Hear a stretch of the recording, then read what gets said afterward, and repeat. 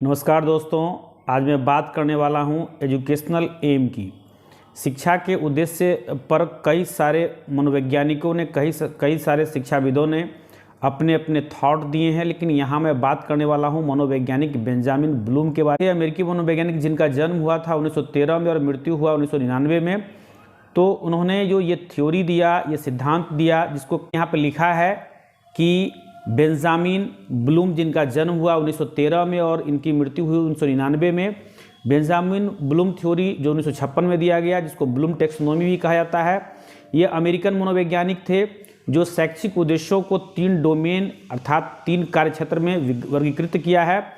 यहाँ पर educational M के बारे में मैं बात करने वाला हूँ कि एजुकेशनल एम को, एजुकेशन का जो उद्देश्य है, किसी भी बच्चे का जो शिक्षा का जो मूल उद्देश्य होना चाहिए, वह 3 बिंदु की उन्होंने बात किया, 3 डोमेन की बात किया, 3 कार्यक्षेत्र की बात किया। तो पहला कार्यक्षेत्र है जिसको की कहा जाता है कॉग्निटिव, दूसरा है इमोशनल और तीसरा है साइकोमोटर। तो कॉग्निटिव अर्थात संज्ञानात्मक अर्थात किसी भी बच्चे के, किसी भी व्यक्ति के शिक्षा का जो उद्देश्य होना चाहिए, मेन उद्देश्य, पहला उद्देश्य कि उनके ज्ञान और समझ को विकसित करना, उनके मानसिक प्रक्रियाओं को तेज करना, ताकि किसी विषय वस्तु को बहुत ही शीघ्रतापूर्वक उसको समझ सके और एक सही डिसीजन ले सके। तो यह कॉग्निटिव डेवलपमेंट एजुकेशन का जो मुख्य उद्देश्य है।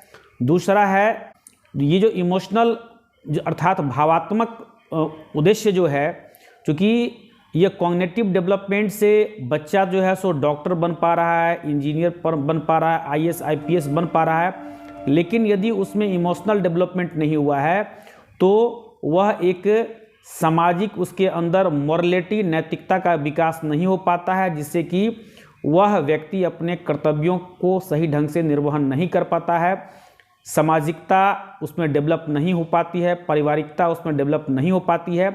इसीलिए अभी जो आज का जो दौर है उसमें बच्चों में इमोशनल डेवलपमेंट भी काफ़ी ज़रूरी है, बहुत ही ज़रूरी है। तो ये जो दूसरा महत्वपूर्ण उद्देश्य है शिक्षा का, वह है इमोशनल डेवलपमेंट। देखिए यहाँ पर मैंने लिखा है कि यह भावात्मक और व्यवहार संबंधी बातों पर काम करता है, और यदि जिसके अंदर यह इमोशनल डेवलपमेंट होता है, वह सकारात्मक दृष्टिकोण उत्पन्न करता है। किसी भी विषय वस्तु को, किसी भी परिस्थिति में उसका नज़रिया सकारात्मक होता है और वह स्ट्रेस को प्राप्त नहीं करता है, और वह अपनी ज़िंदगी को बहुत ही खुशहाल तरीके से जी पाता है। चूँकि आप पेपर में या कहीं भी अन्य सोर्सों से पता आप देखते होंगे कि कुछ ऐसे भी देखा गया है कि व्यक्ति IAS IPS भी कंप्लीट करता है और स्ट्रेस के कारण, दबाव के कारण, तनाव के कारण आत्महत्या तक कर लेता है। तो ऐसे बच्चों में कॉग्निटिव डेवलपमेंट तो हो पाता है, अच्छी तरह से हो गया होता है, लेकिन जो इमोशनल डेवलपमेंट उसके अंदर होना चाहिए सही ढंग से, वो नहीं हो पाता है, जिसके कारण वह निगेटिविटी में चला जाता है। लेकिन जिसके अंदर ये इमोशनल डेवलपमेंट होगा, वह हमेशा सकारात्मक सोचेगा और वह काफ़ी बोल्ड होगा। तीसरा महत्वपूर्ण है साइकोमोटर।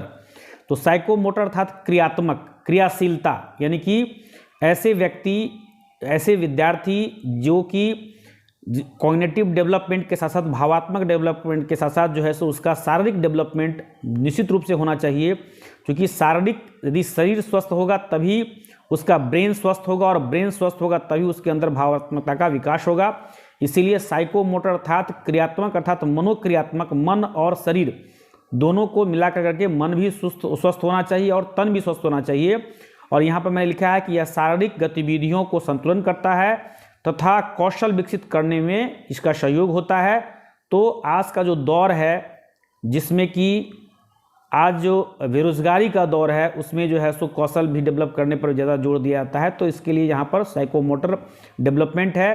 तो अर्थात शिक्षा का जो आज वर्तमान उद्देश्य है, जिस पर कि NAP 2020 में भी बात की गई है कि यह जो 3 डोमेन है, बेंजामिन ब्लूम थ्योरी जो है, उस थ्योरी में इन तीनों बात पर बराबर रूप से ध्यान दिया गया है, कहा गया है।